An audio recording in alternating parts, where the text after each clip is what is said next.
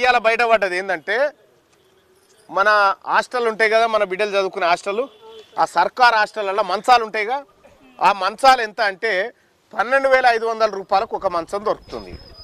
12,500 రూపాయలకు ఒక మంచం దొరుకుతుంటే రేవంత్ రెడ్డి ఏం చేసిండు ఎరికేనా, ఈ రెడ్లందరిని పిలుచుకొని అరే ఇంట్లో మీరు కమిషన్లు తినాలని చెప్పి 12,500 మంచాన్ని 33,000 రూపాయలకు కొనుక్కొచ్చిండు వాళ్ళ దగ్గర. 33,000 రూపాయలకు. నేను అడిగినా ఏందా 12,000కే మంచం వస్తుంటే 33,000 పెట్టి ఎట్లా కొనుక్కొచ్చినావా అంటే మేము తింటాం సొమ్ము, ఆడోళ్ళ సొమ్ము తింటాం, మేము సుధరోళ్ళ సొమ్ము తింటాం, మేము మీ ఆడబిడ్డల సొమ్ము తింటామని అంటా ఉన్నాడు. ఎట్లా తింటారా అని కోర్టులో కేసేస్తే ఇప్పుడు కోర్టులో ఆగింది. లేకపోతే అమ్మ మీరు ఒక పని, మీరు బీడీలు చేస్తారుగా, బీడీలు చేస్తారు, 1000 రూపాయల బీడీకి ఎంత ఇస్తారమ్మా?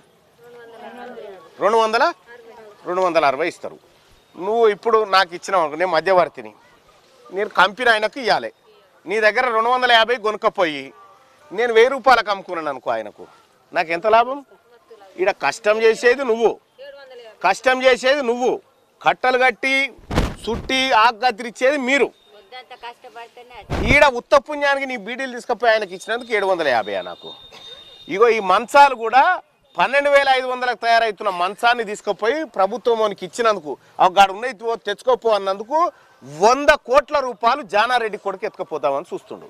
100 కోట్ల రూపాయలు ఎవరి సొమ్మమ్మ? ఇది మన సొమ్మే కదా, మన సొమ్మే కదా.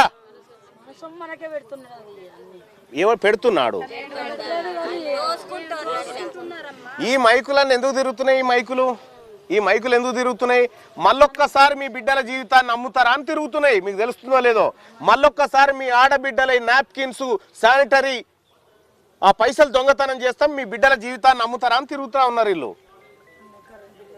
అమ్ముతారా?